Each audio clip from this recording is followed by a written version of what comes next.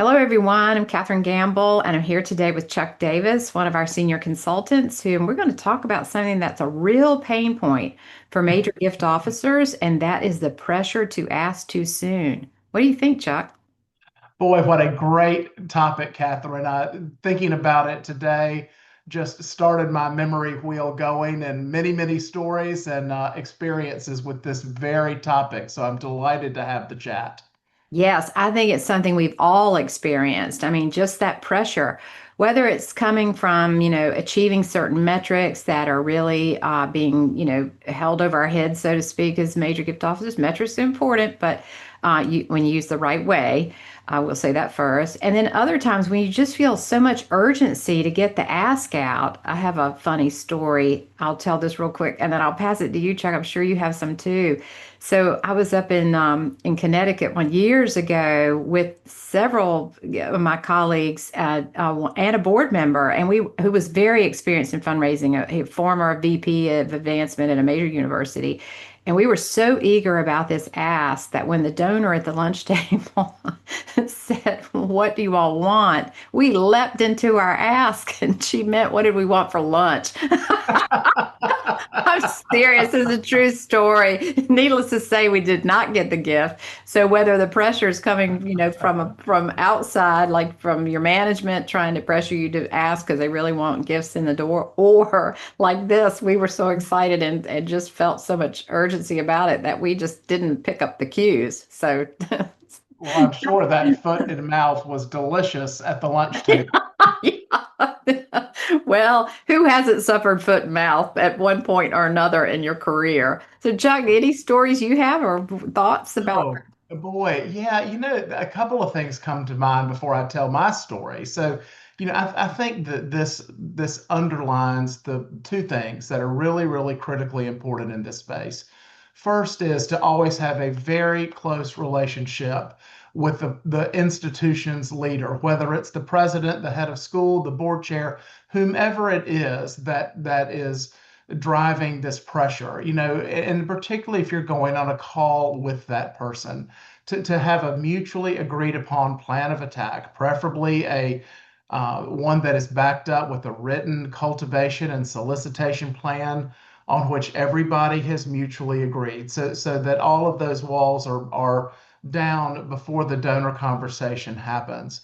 And then second to that, I think it's always important for us in our roles as much as we can to really try to unpack what is driving that. Is there institutional financial pressure that we may be unaware of? And if so, we really need to do what we can do in our roles to try to claw that out of the people for whom we work. Because if the organization is under financial pressure, that can steer a different conversation and change the strategy. So I think it's important to understand, from whence the pressure is coming. And that can also impact how we approach a conversation. And then lastly, we love to say this at Gail Perry Group because it is the truth. The donor always drives these conversations. The donor is in charge of the timing and the amount. So it's very important to keep that front and center in all of these moments and all of these conversations. And as much as we can, help our colleagues, our bosses, our institutional leaders understand that as well. That is a great point, Chuck. I think that, and I hope everyone who listens to this conversation that we're having really picks up on that point: the donor's timing, the donor's amount. This is. In fact, we were talking the other day, Chuck, about major gift programs, and made the comment that the key about a successful major gift program is that it is focused on the donor. And that does not necessarily always align, like you're saying, with an organization's need for cash in the door. I don't know, Chuck, about you, but how many times have you had the CFO stand in the door of your office and say, "Where's the cash?" I certainly have on a major campaign and had to explain it more than one time how cash in the major gift world works. It's not necessarily immediate, and it's not necessarily a strategy. I'm talking about campaigns now in particular, a strategy to employ to solve cash problems. I totally agree. And so now with my story, I'll never forget having a prospect that also was in the Northeast part of the country. I had made the initial discovery call on the family myself. They had quickly responded with the highest level annual gift that we had in our kind of club levels, if you will. There was clear capacity. Being flown on their private helicopter to the farm was my first clue that there might be some capacity here, and certainly their quick response to our request for an annual gift at that level confirmed intent as well. So you've got capacity, you've got intent. Those are the two big ingredients to quantify your major gift prospects. I then took our institutional leader up there several months later, who was equally impressed with the helicopter ride, but was insistent that we make an ask at that dinner. And I remember saying, "This is not an ask. This is an opportunity to build a relationship over time with this donor." And I was usurped in that plan. And I remember when my colleague, my boss, went to the restroom at the home. I said to our prospect, I couldn't stop it. He's getting ready to ask you for some cash. It's coming. And luckily, I had a relationship with the donor that was close enough that he thought that was just hilarious. He said, "I can handle it." And we did get a gift. Mhm. And we'll never know whether we could have gotten that gift times four had we waited. Mhm. But my instinct is that that is indeed the case. So it's just it's a great lesson, I think, in understanding your donor one, and equally understanding your institution and its Mhm. leadership. I think both of those things are critically important for success.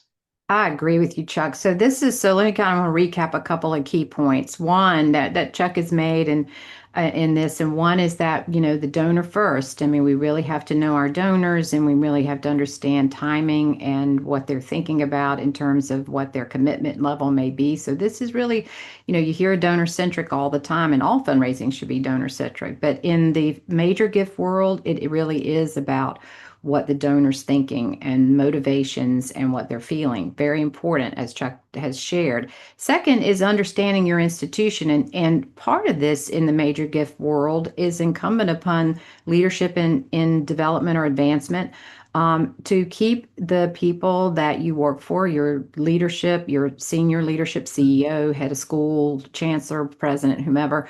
And don't forget the CFO, whoever's in charge there.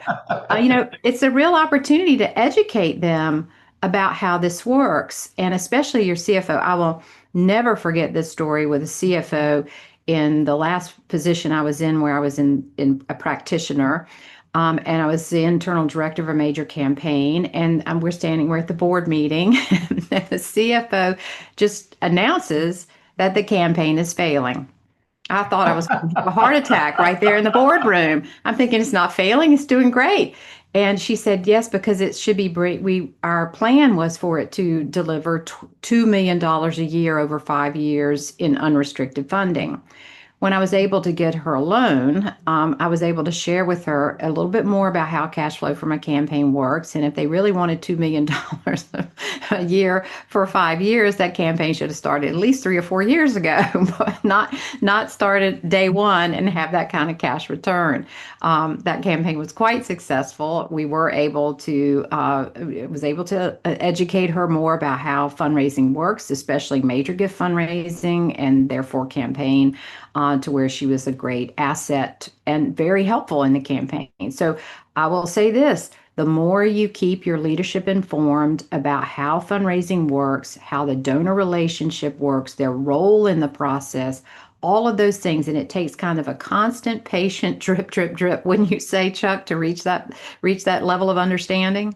Yeah, I would. When I started, I mean, when I was a practitioner, once I got chummy enough with my direct report, typically the president or the chancellor or the head of school, my next best friend on that cabinet was always the CFO. Mhm. It's very, very important to have a strong and mutually respectful relationship with that person. It's critically important.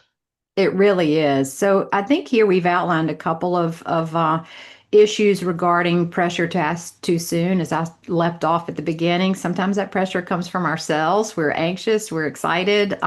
We see success in our in the near term, and we kind of leap into the ask before the donor's ready for it, as Chuck was also talking about in his example. So readiness of your donor is really key. So be very conscious of that. Don't allow yourself the excitement that you may feel, or even pressure from your institution or institutional leaders to push you if you can help it. And then secondly, is again, is kind of that financial objective of your organizations to have cash in the door to support the lovely missions of your organizations. And yet there's a lot of not understanding with CFOs about exactly how fundraising works, especially major gift fundraising and campaigns. I will say that. So I think those are two areas of pressure. I think that hopefully you could see as you listen to this and read our newsletter today, that you will see ways in which you can maybe improve that situation for yourself and for your organization.